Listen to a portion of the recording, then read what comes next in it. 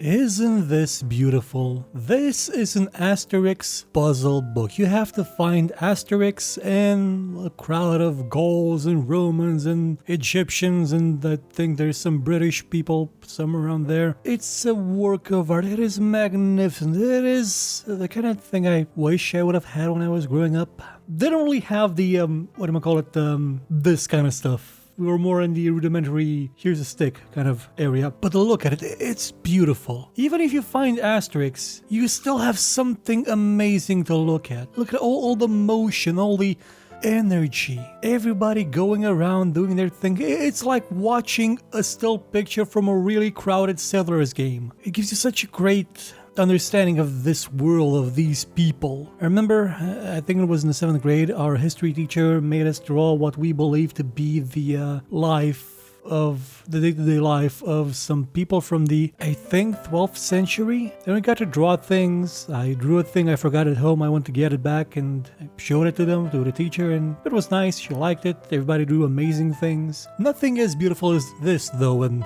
technically this may be a bit more historically accurate than what we drew because we were kids. We weren't really what you would call super duper artists, apart from the ones that get help from their parents. But what I want to highlight is that this is just beautiful. I know you may be more familiar with Where's Waldo or Where's Wally or whatever you call them in England and America.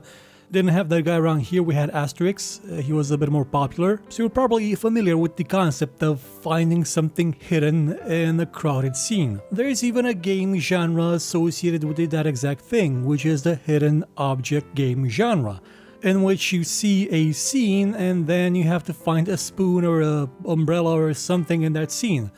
And usually it looks something like this. I would have said a dog's ass, but I want to be a bit more diplomatic. And for the most part, it's always looked like this. The hidden object genre, for me at least, and the presence I've noticed it to have on the market, really took an upward swing at around the late 90s to early 2000s, because that's when video resolution was getting high enough so that you could have some really pretty pictures in the background and still have enough detail to be able to hide things that are supposed to move or were not supposed to be there in the first place in the foreground, so that they still look like they're a kind of part of the same scene. They don't stick out like what you used to see with pretty much anything from the PlayStation era. For example, Final Fantasy, you always know what is a pre-rendered 2D cutscene, or not cutscene, but a background, and what is a 3D character on top of that. When technical issues were resolved, we started getting a lot of these, and I mean a lot of them. And they were fun for like 5 minutes, 10 minutes, maybe an hour, and they were all kind of the same. You were supposed to find random items like a frog, like a film canister, like a piece of toast, hidden somewhere in a scene with no actual, what do you call it, reason, rhyme, sense. And mostly they all used to have a time limit, so they would have a challenge associated with it. It wasn't about you looking at something beautiful and finding the thing you're supposed to find. It was about finding the thing you're supposed to find as fast as possible. And when the Facebook came online and games were beginning to get added to the Facebook, a lot of the games like these were launched on Facebook, usually associated with some kind of theme, or you're supposed to collect things, and depending on how fast you'd find stuff, you'd get stars, and with the stars you'd get other stuff.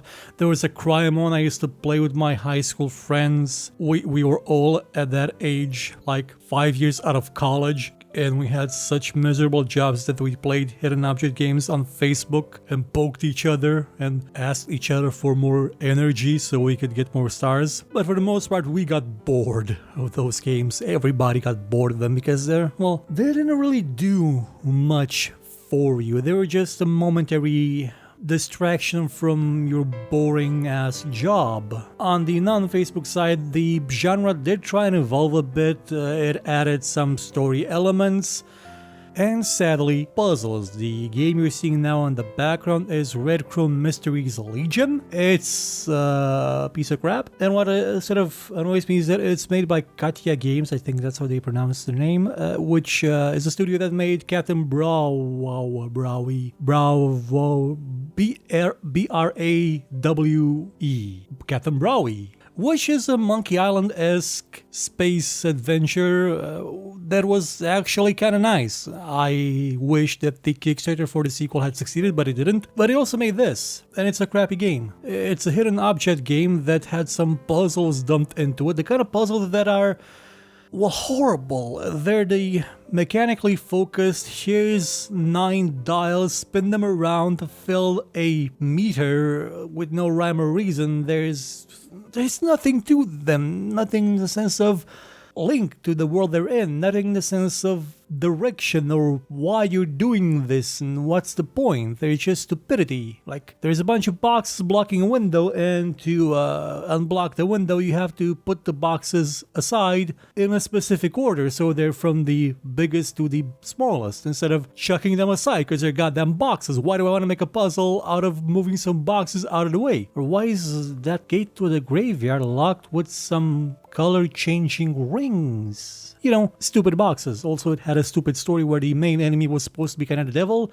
and he spent all his time posing. I think he was just a JPEG. But anyway, the point of the matter is that the genre tried to evolve by adding really poorly thought out puzzle elements in the vein of Myst, but worse. Sort of like the Seven Guests, but worse. And, you know, this wasn't at the time when Myst and Seven Guests were new things. It was 15 years later. And that was kind of the wrong direction to go in, because if you just wanted to make an adventure game, you could make an adventure game and try to actually make something good instead of piggybacking on the, dying, well, I wouldn't say dying, it's still quite popular, hidden object genre, made for people that are really bored and don't really want to play games. We're just in it for relieving their boredom. Though that would mean that those people would have to accept that they're going to play an adventure game if they got bored. Which, well, I can see the conundrum there, and I can also see the solution. Instead of evolving the hidden object game genre to make it more like an adventure game, but worse, fundamentally worse, why not actually just make a good adventure game? Now, to this day, I believed I had not seen a good one, until lo and behold I forgot to cancel my Humble Bundle subscription, and there was Hidden Folks, a game released a year ago that is absolutely fabulous. It is exactly what that Asterix book was, what those Where's Wally Waldo books were. It is amazingly drawn. Yeah, it may look simplistic, oh, it's all black and white and the characters are just lines, but when you zoom out and you see the sheer size of some of these levels, the life in them, the motion of the characters, the interaction you have with them. Yeah, it's simple things like digging a hole or opening a manhole or lowering some shades on a building window. But it gives you such a sense of astonishment. It's like you're there. Well, no, it's not like you're there. It's like you're interacting with a world. You're doing more than just trying to find something in a fixed amount of time. You don't have any fixed amount of time. You're free to look over this as long as you want to and admire it and take it in and absorb it and just enjoy it, because it is beautiful.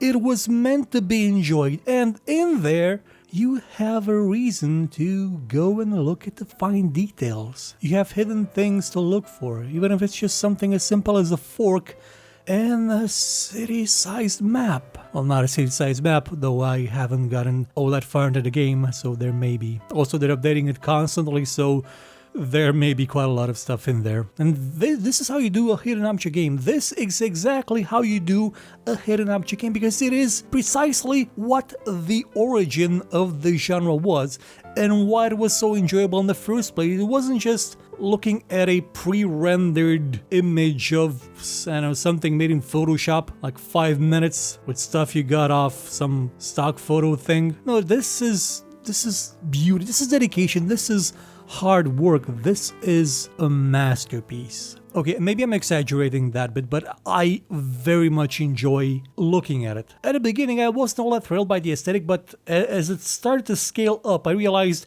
it wasn't meant for me to look at the details, but at the whole ensemble, and that's when things click. Now, sure, I would have loved this to be color. I would have loved this to have a bit of a more, Asterix style art style with better defined characters and stuff, but still, as a starting point for what the genre can be, of what the translation of those books with asterisks, with where's Wally, Waldo, whatever the name is, a translation of that into a game, this is where you start from. This is where you go from. Not that crap that's trying to shove worn out, kind of tired puzzles and something that shouldn't have puzzles. And if you're saying, well, how is this a game? Well, it is a game because there's a fail condition involved there. You're not being able to find the thing you're supposed to find. It's like a puzzle, like an actual puzzle in the non-Tower of Hanoi sense. It's a puzzle that involves your attention, your ability to see details. It's still more of a game than the rest is. And I want to see more games like this. If you know more games like this, please tell me in the comments. I want more of games like these. I actually looked into see if there are some Where's Waldo games on PC or something like that, and I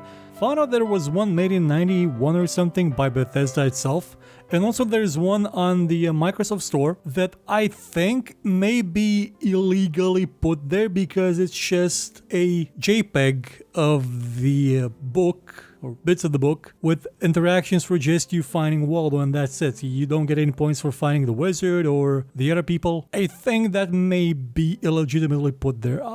It looks half-assed enough for it to be made by somebody that may actually be now mining Bitcoin on my machine. Or it could have been made by the rights holders, because, you know, rights holders often tend to be people that will half-ass anything if they can get away with it. But again, if you know more games like these, like Hidden Folks, you know, with actual movement, with actual effort put into them, please let me know. But I kind of think you could just play and enjoy what you're seeing, what you're doing, and everything around. But no limits to how long you can stare at the thing, because it's not about how fast you get something done.